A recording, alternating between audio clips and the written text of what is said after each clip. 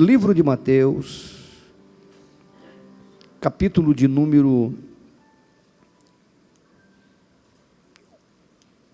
8. Deixa marcada a sua Bíblia. Nós estamos sendo bombardeados por uma avalanche de ideia na mídia, na televisão, no jornal, e não podemos dizer que não seja, pela ideia de que estamos atravessando uma crise, e que a crise está aumentando e que vai aumentar. E eu penso que nós precisamos nos posicionar e nos identificar dentro desse quadro que é levantado no nosso país. Eu acredito que como filhos e filhas de Deus, quantos são filhos e filhas de Deus nesse lugar? Eu creio que nós precisamos nos posicionar diante das informações que chegam à nossa casa, pela TV, pela mídia, na roda de conversa, com os amigos, com colegas de trabalho, com colegas de empresa, com colegas de faculdade, de escola, parentes. Precisamos ter a nossa posição. Eu sei que é um chavão que eu vou falar, falei nas 5, mas o filho ou a filha de Deus não está em crise, ele está em Cristo. Quantos concordam comigo? Nós não podemos menosprezar o fato de que ela pode existir e que ela pode se manifestar. Mas a Bíblia nos mostra muitos homens de Deus em tempos de crise.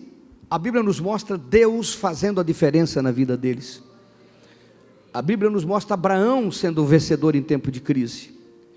A Bíblia nos mostra Isaac sendo um vencedor em tempo de crise. Onde tinha crise, quando ele quis ir para o Egito, Deus disse: fica no deserto, fica onde você está. E Deus trouxe provisão, e a sua colheita colheu extraordinariamente mais, porque Deus é um Deus que faz a diferença na vida dos seus filhos em tempo de crise. Ele cavava um poço, alguém ia lá, tomava, ele cavava outro, e todo poço que ele cavava vinha água, porque o Senhor, seu Deus, fazia a água brotar naquele lugar. Nós vemos um povo indo para o deserto. Pensa num lugar com mais crise do que no deserto, não tem nada. E naquele deserto, quando o povo pensou que não teria o que comer, não teria o que beber, não teria o que vestir, o Deus deles, o Deus que eles creem, o Deus que eles criam, manifestou o seu poder a tal maneira, não só mandando comida, não só mandando uma nuvem de fogo à noite para aquecer, porque o deserto é muito frio, não só mandando uma coluna de nuvem de dia para fazer sombra, para que o sol não fosse escaldante sobre eles, que já é sobrenatural, mas fez com que uma pedra andasse com eles e jorrasse água, aonde eles beberam por 40 anos, água da rocha que andava com eles no deserto. Então não podemos assimilar a ideia de que a crise tem que atingir a nossa vida sem que haja uma mudança. Não podemos aceitar a ideia de que a crise chega em nosso trabalho, em nosso negócio, em nossa empresa, em nossa casa, sem que Deus intervenha com o sobrenatural. Me vem ao coração Elias, num tempo de seca, onde as pessoas estavam comendo até os animais, até mula, cavalo, onde houve até canibalismo, e Elias é mandado à casa de uma mulher, que o recebe como profeta, e ele profetiza naquela casa que o azeite não acabaria, e profetiza naquela casa que a farinha não acabaria, enquanto ele estivesse lá, e enquanto não chovesse, Deus mandaria provisão. Uma crise tremenda, mas Deus mandou a provisão, aonde estava um filho de Deus, crendo e orando. Quantos estão aí? Quantos estão aí? Quantos estão aí? Se falava de crise, mas na casa de Elias tinha comida. Volto a afirmar, eu acredito, eu creio que a crise pode chegar, ela chega e está chegando, a gente vê muita informação, mas eu creio que para o filho e para a filha de Deus, tem que haver a manifestação sobrenatural de Jeová Jiré, o Deus da provisão. Por isso que ele é chamado de Deus da provisão. Tem que haver a manifestação do teu Pai Celestial, porque Jesus falou que os lírios não fiam, que os passarinhos não semeiam, não colhem, não guardam em celeiros, mas o Pai Celestial não deixa que nenhum pereça, que nenhum passe fome, porque Ele é poderoso para suprir. Alguém está aí, irmão? Eu costumo dizer, quando as pessoas conversam comigo sobre crise, que o mundo não parou. O planeta não parou de girar, as crianças continuam nascendo, tomando leite, as pessoas continuam trabalhando, o mundo não parou. Quem que na crise desmarcou o casamento? E é ruim. Quem que na crise, irmão, que estava marcado a lua de mel, não foi a lua de mel? Quem que na crise, meu irmão, desmarcou as coisas, parou, deixou de trabalhar, deixou de comer? Quem comeu hoje? Uma refeição pelo menos aí? Comeram. Se fala em crise, mas quem que na crise, irmão, não se veste, não toma banho, não usa água? Eu sei que ela pode atingir muitas pessoas por circunstâncias, mas eu sei que o mundo não parou. As pessoas estão comprando, estão casando, estão comendo, estão nascendo, estão vindo, estão levando, estão viajando. Diminui certas coisas, diminui certos setores. Algumas coisas podem se tornar um pouco mais simples, mas as pessoas continuam comprando carro. Uma pessoa fala de crise, mas as pessoas estão comprando, estão fazendo, estão indo. Crise não pode haver por filho e para filha de Deus contínua. Você pode até perder o emprego, mas tem que conseguir o outro já em seguida. Vou falar de novo, você pode até perder o emprego, mas vai conseguir o outro em seguida. Você pode até perder um cliente, mas Deus vai levantar o outro em seguida. Se tem muito segmento que nem o seu, se é para parar de vender, seja o do ímpio, porque o seu tem que continuar vendendo. É assim que eu vejo, irmão, e é assim que temos que ver, porque é assim que a Bíblia nos mostra, um Deus de provisão, um Deus que supre os seus filhos. Estou falando de filhos, não estou fazendo campanha aqui, não estou fazendo corrente, estou falando de filhos, um Deus que supre aos seus filhos, porque a Bíblia diz que o pão é para os filhos. A Ciro Fenícia pode ficar gritando por um milagre, mas os filhos têm que sentar à mesa e Deus suprir, porque a Bíblia diz que Ele prepara uma mesa perante mim na presença dos meus inimigos, unge a minha cabeça com óleo e o meu cálice fica cheio, transborda a abundância de Deus. Alguém está aí, não? Alguém está aí, irmão? É que nós somos bombardeados, a nossa mente ela fica assimilando o pessimismo, o negativismo, o medo, a angústia de quem não tem um Deus todo-poderoso. Nós ficamos aceitando a ideia como se isso fosse realmente uma verdade absoluta e não houvesse mudança na nossa vida. Irmão, se fechou, como eu já canto aqui a canção, se uma porta se fecha aqui, outra porta se abre ali. Porque esse é o Deus que nós cremos, é o Deus que supra, é o Deus que faz. Você crê, não? Eis a questão. As lutas vêm, mas sabe quem é atingido por elas? As pessoas que estão com a sua fé prejudicada. As pessoas que estão com a sua fé enfraquecida, com a sua fé sem vitalidade. Eu quero falar de fé nessa noite, desculpe. 1 Timóteo capítulo 9, versículo 3, fala sobre, não precisa ler, só anota, estou colocando aí só para anotar. 1 Timóteo capítulo 9, versículo 3, que é o mistério da fé. Mistério da fé. O pessoal do Reteté gosta muito do mistério, mistério, né? Então vamos falar aqui, mas é o mistério da fé. Amém ou não amém? Existe um mistério na fé. O problema é que o crente, ele conhece Jesus, ele se torna filho de Deus, e ele não compreende uma coisa, às vezes não se preocupa com ela. Eu costumo dizer que a fé é a moeda corrente do céu. Deus age por fé. A Bíblia fala em Hebreus que sem fé é impossível agradar a Deus, que aquele que se aproxima deve ter esta fé. Então fé é algo muito sério, é um dos assuntos mais sérios que você precisa entender na sua vida, porque a fé, do meu ponto de vista, do ponto de vista da teologia que prego, a fé ela é o pilar central para que você atravesse essas lutas que se levantam continuamente, periodicamente se levantam essas lutas. A fé ela é necessária para você passar por essas tribulações de pé e vencedor. As pessoas sucumbem e ficam mais acreditando no jornal, mais acreditando na imprensa, mais acreditando nos que os olhos veem, porque o que os olhos veem é muito fácil a gente dizer que está acontecendo, do que os ouvidos ouvem, do que crer no sobrenatural de Deus, porque a sua fé está prejudicada. E sabe uma coisa que os crentes não entendem? Que os filhos de Deus não entendem? Que a fé, ela cresce. Se ela cresce é porque ela é pequena. A fé que nasce com você é uma fé pequena, e ela precisa crescer. Quem está comigo aí? Muita gente pega a fé e bota dentro de uma latinha, de uma caixinha, bota dentro de um conteúdo e pensa que fé é um tamanho só para todo mundo. Não é? Muita gente fala de fé como se tivesse, sem saber se tem, sem ter um parâmetro para medir. A fé, ela é pequena, a fé, ela cresce, a fé precisa crescer, a fé precisa ser cuidada, porque a Bíblia fala que a fé fica doente, a fé fica estragada, fica doente. A Bíblia fala que a fé morre. Tiago diz que a fé sem obras morreu, ela está morta. Então você pode ter fé e ela morrer, e você acha que tem, mas é um peso morto. Quem está aí, irmão? As pessoas dizem, eu tenho fé, mas que tamanho é a sua fé? Eu fiz um paralelo no culto das 5, quero fazer agora, porque as pessoas dizem, eu tenho minha casa está tranquila porque eu tenho cachorro lá em casa.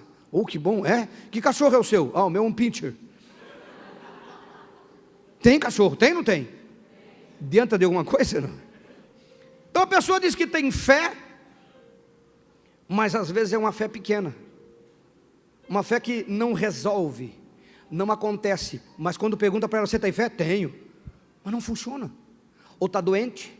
Existe fé doente? Com certeza, eu vou tratar disso, se Deus me der graça, no próximo domingo vou estar continuando sobre o assunto, porque é muito amplo, e porque é necessário, porque para nós atravessarmos os ventos que vão se levantar contra as nossas vidas, nosso trabalho, nossa casa, nossos negócios, nós temos que estar embasado na fé. A sua fé precisa crescer a partir de hoje. Alguém está aí, não? Para enfrentar as lutas, você precisa entender um pouco de fé. E a primeira coisa que você tem que entender, que a sua fé, ela existe, mas ela pode ser pequena. E isso é problemático, porque uma fé pequena não resolve muitas coisas. Segunda coisa, entender que a sua fé pode estar morta. E se a fé está morta, meu irmão, cachorro morto não late, não é isso? Aí tem fé, mas a fé dentro morreu. Alguém está aí, não? Quem está aí, irmão? Então você precisa entender essas coisas, que para vencer e para enfrentar essa situação, você precisa ter fé, e a sua fé precisa crescer. Tudo na vida tem que crescer. Tudo que nasce tem que crescer. Tudo que nasce na vida tem que crescer. Se não crescer, não cumpre o seu propósito. E eu tenho visto muitos filhos e filhas de Deus que não crescem na fé, porque até nem pensa que precisa crescer na fé. Irmãos, tempo de frequência de reunião não faz crescer na fé. Tempo de frequência no grupo de crescimento não faz crescer na fé. Tempo de estar na lida com as coisas da igreja não faz crescer na fé. Ajuda, mas não é só isso. É como que você plantasse uma semente e só colocasse adubo nela. Você planta uma semente, só bota adubo. Ela vai crescer? Mas o adubo é bom, mas se não tiver água, se não tiver a própria terra, se você não cuidar dos contextos, pode matar até a própria semente que você plantou. Quem está aí, diga um glória a Deus. Dê um glória a Deus. Então eu vou hoje tratar apenas do contexto da fé pequena. E vou te dar algumas características, o próprio Jesus vai te dar algumas características da sua fé, se ela é pequena. Aí você vai entender se a sua fé é pequena ou é grande. Se a sua fé é muito pequena ainda. E isso deve fazer com que desperte em você o desejo de fazer a sua fé crescer. Porque para enfrentar as lutas da vida, a fé precisa estar grande. Quem está entendendo, diga amém. Mateus capítulo 8. Quem está aí? Versículo de número 23. E entrando ele no barco, seus discípulos o seguiram. E eis que no mar se levantou uma tempestade tão grande que o barco era coberto pelas ondas. Ele, porém, estava dormindo. Pensa no que Jesus trabalhava e lutava, irmão. Para estar dormindo numa tempestade, num barco, ele está pregado. Está cansado, irmão. Pensa comigo, vamos para frente. Aí. Os seus discípulos, aproximando-se, o despertaram, dizendo: Senhor, salva-nos, nós vamos morrer. E ele disse: por que vocês estão com medo, homens de pequena fé? Então, levantando-se, repreendeu os ventos, repreendeu o mar, e seguiu-se uma grande bonança. E eles disseram: que homem é esse? 27. Que até o vento e o mar obedecem. Olha para mim. Você pode andar com Jesus e nem conhecê-lo. Porque quando a sua fé é pequena, você ainda não está conhecendo bem quem é Jesus na sua vida. Você pode andar com ele, esses discípulos andaram com ele, de repente você: quem é esse homem? Pô, mas os caras não estão acordando, dormindo, andando de barco para cima e para baixo, trabalhando com ele, e não sabiam o que ele era. Ficaram surpresos com o que ele pode fazer. Eu quero dar uma palavra profética sobre a sua vida. Se você crescer na sua fé, se você aprender sobre fé, você vai ficar assustado com o que Jesus pode fazer na sua vida, na tempestade que se levanta. Alguém está aí, não? Mas aqui nós estamos diante de uma fé pequena. Por quê? Porque diante da dificuldade que se levantou, os discípulos pensaram: vamos morrer. Irmãos, vamos morrer. Incluíram Jesus ainda, né? Nós vamos morrer. Determinaram até a morte de Cristo aqui. Só estamos acordando o Senhor para o Senhor não morrer dormindo. Vamos morrer. Irmãos, eles não sabiam o que Jesus podia fazer. Eles só não deixaram Jesus morrer dormindo. Não vamos deixar ele morrer dormindo. Já pensou? Que coisa trágica ele morrer dormindo. Vamos acordá-lo. Senhor, nós vamos morrer. Jesus mudou a situação. Mas Jesus, antes de mudar a situação, olhou para ele e disse que a fé de vocês é pequena. Vocês acham que eu deixei o trono da minha glória, que eu nasci sobrenaturalmente da virgem, que eu sobrevivi à perseguição dos filhos de Raquel, dos pequeninos que morreram de 2 anos para baixo, que eu fugi para o Egito, que eu voltei para cá, que eu enfrentei o templo e meti chicote em todo mundo e ninguém nem me prendeu, nem me soltou, para morrer afogado numa tempestade? Não, vocês não me conhecem. Vocês não sabem com quem estão tratando. Jesus está falando: a fé de vocês é pequena, porque vocês estão interpretando uma situação como um fato consumado, sem entender que o que tem que se cumprir na sua vida, Deus vai fazer cumprir. Vocês acham que eu chamei vocês da pesca, do barco, da coletoria, que eu chamei vocês da onde vocês estavam para morrer afogado numa tempestade? Não sabe com quem estão andando. Mas você acha que Jesus te tirou da idolatria, te tirou da macumba, te tirou do engano, te tirou de um mundo de vícios, te tirou da ignorância espiritual e te trouxe à luz, te tirou das trevas, te colocou na luz, para que você fosse morrer numa crise que se levanta, que fosse sofrer e cair e se desviar? Medo. A Bíblia diz que eles tiveram medo. Diga para o seu irmão: medo é sinônimo de fé pequena. Meu Deus, o que vai ser? Vamos quebrar o cofrinho, vamos guardar. Não, vamos comer só uma batata, metade de batata para cada um. Não, agora não é pão com manteiga, agora é pão com margarina, só de um lado. Café agora, se pegar na xícara, vê o outro lado da face. Medo. Alguém está aí, irmão? Medo. Pessoas que não perdem o sono por causa das lutas, por causa da crise, da sombra da crise. Meu irmão, você tem que entender, você está servindo um Deus que Ele diz, não fui eu, que o ímpio junta tesouros e deposita aos pés dos justos. Você precisa entender, irmão, que o seu Deus é um Deus do sobrenatural. Eu costumo dizer uma frase que muitos aqui conhecem: o dinheiro não some na crise, ele só muda de mão, e que venha para a sua.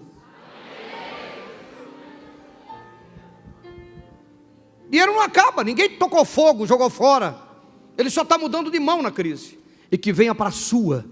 Que Deus te dê a estratégia, a sabedoria, o discernimento, que Deus te dê a direção, que seja nesse momento que o teu poço vai se encher de água, e o vizinho vai comprar a tua água, porque você é filho de um Deus poderoso. Agora só vai acontecer se você tiver fé.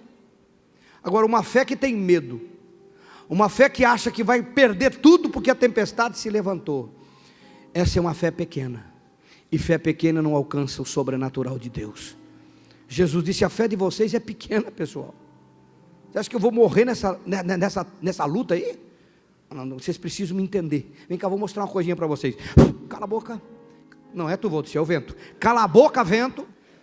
Vento, cala a boca. Mar, fica quieto.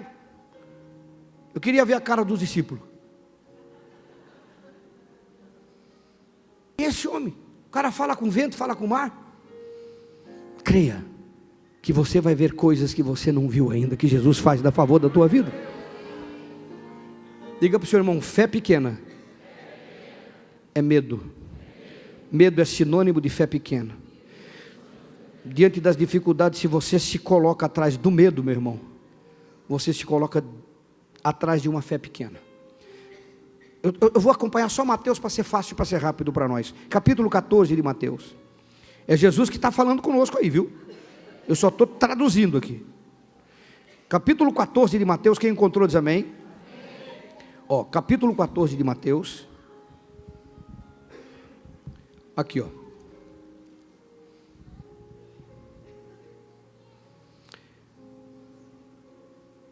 (26) para a gente ter um contexto.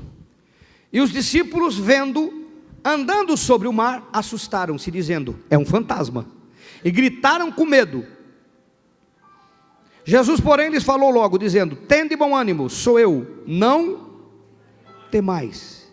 Respondeu-lhe Pedro e disse: Senhor, se és tu, manda que eu vá contigo por cima das águas.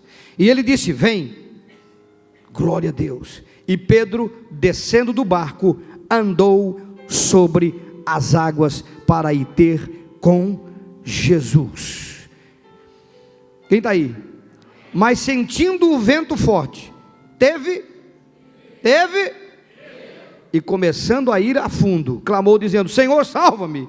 E Jesus, estendendo a mão, segurou e disse: homem de uma fé pequena, por que você duvidou? Está vendo aí, irmão, o medo associado a uma fé pequena? Está vendo o medo associado a uma fé pequena? Agora, esta passagem nos ensina algo muito tremendo, porque Pedro parece que tinha fé suficiente para alcançar o desejo do seu coração, não parece?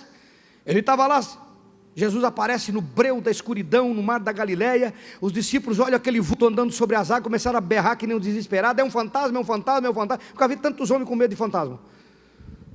Aí Jesus disse: sou eu. Aí eles ouviram a voz e entenderam que era a voz de Jesus. E Pedro disse: és tu, Senhor? Então, se tu que come peixe e pão comigo todo dia anda sobre as águas, eu também posso. Que segredo é esse? Então manda eu ir até aí onde o Senhor está. Digo: venha. Rapaz, olha a coragem de Pedro. Eu acho que Pedro pegou toda a fé que ele tinha, e eu quero que você aprenda algo com isso nessa noite. Porque às vezes nós começamos algo com muita fé, nós empreendemos toda a fé.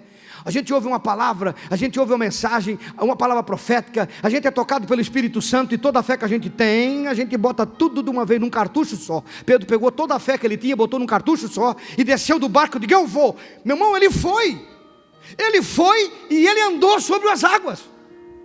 Mas o que faz uma pessoa que começa algo na direção de Deus, na orientação de Deus, na palavra de Deus, ele não fez por conta própria, ele teve coragem, ele ouviu a palavra, ele creu na palavra e ele agiu pela palavra. Mas no meio do caminho ele começou a afundar. Quantos crentes? Agora vai, não, eu vou, não, essa crise eu tiro de letra, não sei o que lá, eu vou fazer. Mas no meio do caminho ele afunda, para, desiste, às vezes até desanima, às vezes até se desvia. Por quê? A Bíblia nos fala. A Bíblia não fala, mas eu tenho certeza que quando ele começou a andar pelas águas, o diabo disse: isso não vai ficar assim. Começou a soprar, e o vento começou a levantar a água no pé de Pedro.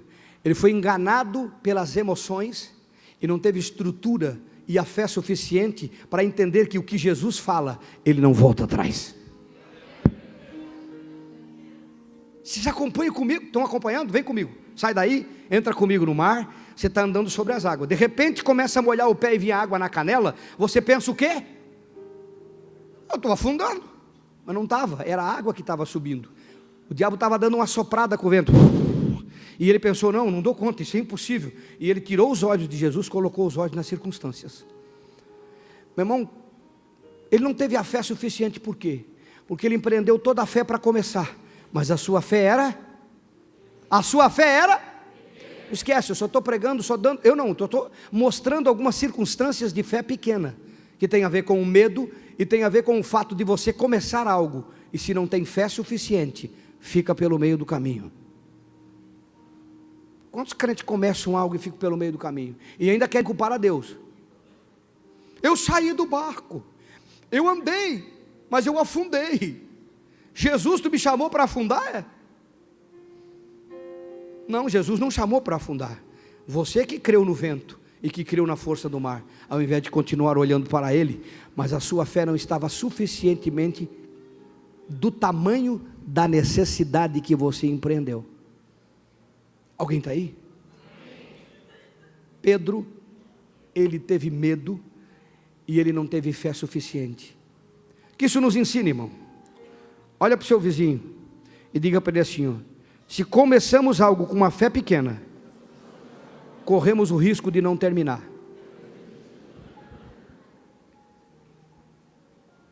Como é importante fé, querido. Vamos para frente, ganhar tempo. Capítulo de número 16.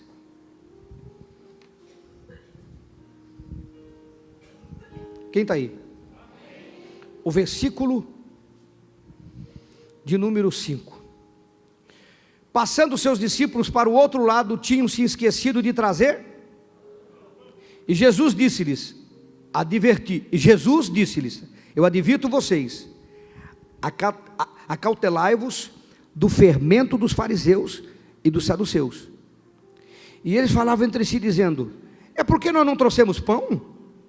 Jesus, percebendo isso, que eles estavam arrazoando, conversando entre si, murmurando entre si, ele disse, por que vocês estão aí murmurando entre si, falando entre si? Homens de pequena fé, sobre o não trazer pão, não compreendeis ainda, e nem vos lembrais dos 5 pães para 5.000 homens, e de quantos cestos levantastes? Nem dos 7 pães para 4.000 homens, e de quantos cestos levantastes? Como que vocês não compreendem que eu não estou falando a respeito de pão, mas que vos guardais do fermento dos fariseus e dos saduceus? Então compreenderam que ele estava falando da doutrina, e não do pão e do fermento que vai no pão. Alguém está aí, irmão? Irmão, quando a fé do indivíduo é pequena, ele tem problema de alma. E meu irmão, pensa na lambança que acontece na vida dos crentes. Acompanha comigo. Jesus está falando uma coisa, e eles estão entendendo outra. Jesus está falando de um assunto, e eles estão entendendo outro. Irmão, quantas coisas a gente fala aqui que a pessoa não entende, porque a fé é pequena. Sabe o que estava acontecendo aqui? Problema de alma. Quando o indivíduo tem algumas coisas que ele fez errado, que ele está fazendo errado, ou que ele acha que está fazendo errado, porque no caso dos discípulos, eles achavam que estavam fazendo errado, e que Jesus estava cobrando deles, porque era o papel deles trazer o pão, se prover de pão para a viagem, e eles não se proveram de pão. Por não se prover de pão, o que aconteceu?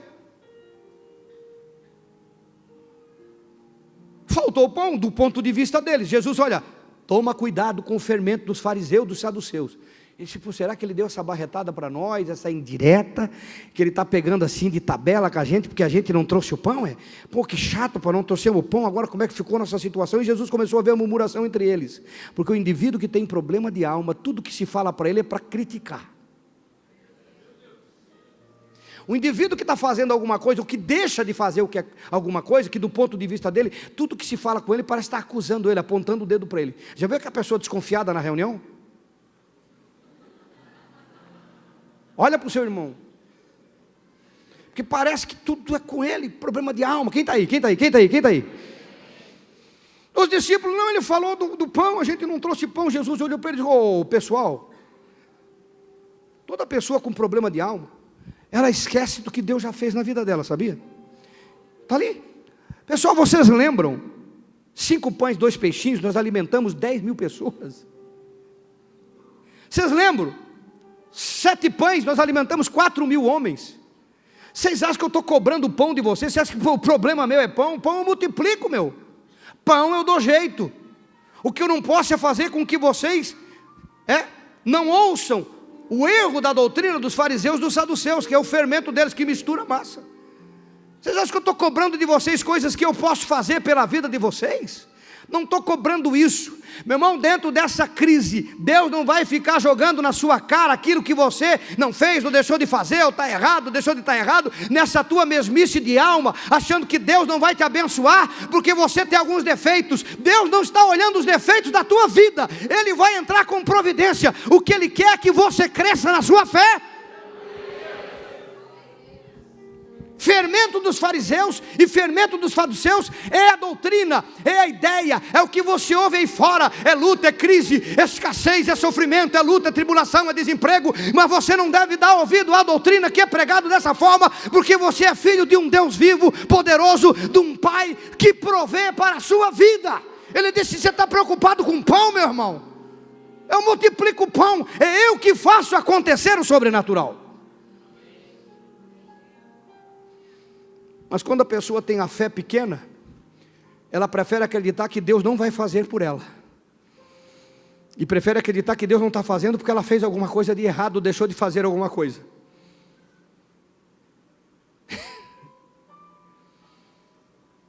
Não, Deus não vai fazer na minha vida porque eu estou de mal com a minha sogra. Deus não vai fazer com a minha vida porque esse domingo eu não trouxe oferta. Esse mês eu burlei o dízimo. Meu irmão, cresça na sua fé. A fé pequena rouba o sobrenatural e faz com que as pessoas entendam errado o amor de Deus. Que silêncio é esse? Dê um glória a Deus. A fé pequena faz com que as pessoas acham que tudo que Jesus fala é cobrança. E Jesus não estava cobrando nada. Vocês estão ouvindo, irmão? Quantos estão aqui? Quantos estão aqui? Não só o corpo, o espírito, o coração está aqui também. Estão aí, não? Meu irmão, Jesus disse: olha o fermento dos fariseus, é esse pessoal, essa notícia ruim. Ele disse: ele está cobrando da gente. Entenda errado. A fé pequena limita, porque a fé pequena torna você pequeno. E você acha que Jesus só está cobrando. Não, não está cobrando. Ele está te instruindo. O que você pensa que é cobrança é instrução. O que eu estou ministrando de fé nessa noite não é para jogar na sua cara que a sua fé é pequena. Não é por isso não. Eu nem conheço a sua fé. É para dizer para você que a fé pequena, ela é muito ruim para a sua vida. Mas que Jesus quer que você cresça e tenha uma fé grande. Grande. Diga para o seu irmão: uma fé grande. Diga para o seu irmão: uma fé grande. Porque a sua fé pequena limita-se às circunstâncias. A fé desses discípulos, quando Jesus falou: olha o fermento, eles se limitaram às circunstâncias. Esquecemos o pão. Quando a sua fé é pequena, você se limita às circunstâncias. Ah, é crise? Então eu estou dentro. A sua fé limita você às circunstâncias. Diga para o seu irmão: a fé pequena limita você às circunstâncias. Mateus 17. Hoje nós só estamos aprendendo um pouquinho sobre fé. Quem está aí? Mateus 17. Versículo... Aí.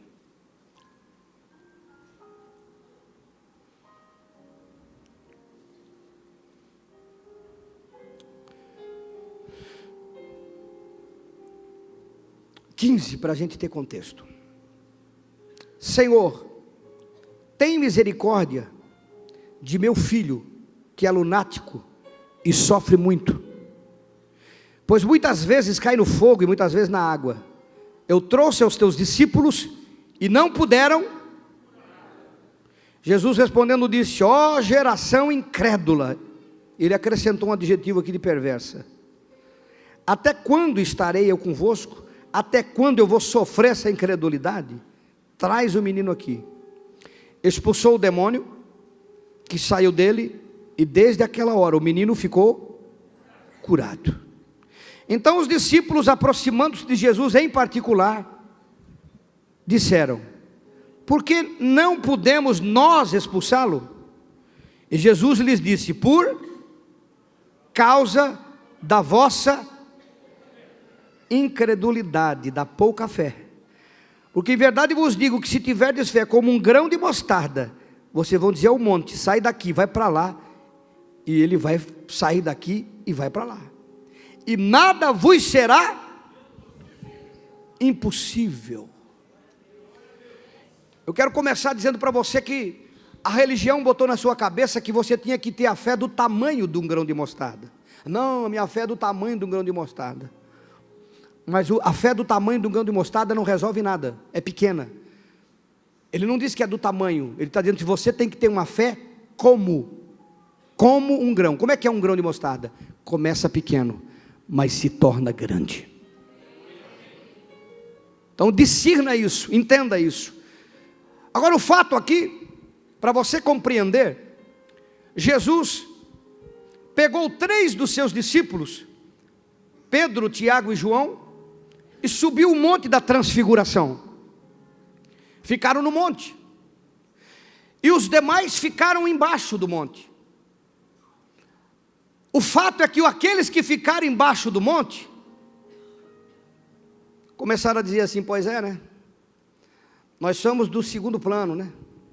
Nós somos o deixado de lado, os outros sobem o monte, nós ficamos aqui embaixo. Ah, pastor, isso não está na Bíblia, mas acompanhe o raciocínio. Como é que você se sentiria se o seu pastor tem 10 pastores, 3 ele leva para um seminário e 7 ele deixa aqui?